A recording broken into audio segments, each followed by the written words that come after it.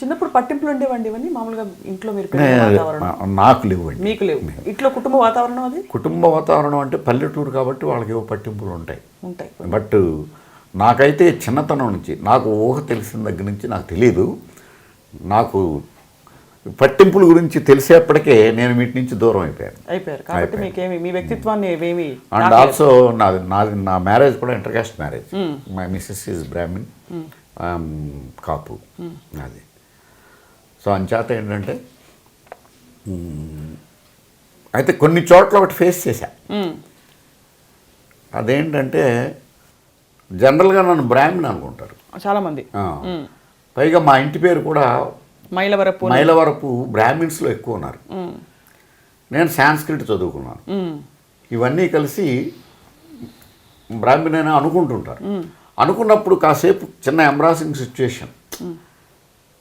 మనల్ని అలా అనుకుని అభిమానించే వాళ్ళ దగ్గర మనకు చిన్న ఎంబ్రాసింగ్ సిచ్యువేషన్. మనం అది కాదు అని చెప్తే వాళ్ళ మనసు మనవాడు ఎంత గొప్పడయ్యాడు అని అనుకుంటున్న వాళ్ళు కాదా అని అనుకుంటారేమో, వాళ్ళ మనసు గాయపడుతుందేమో అని ఒక చిన్న ఇది. మీ అబ్బాయిని ఇంట్రడ్యూస్ చేశారు.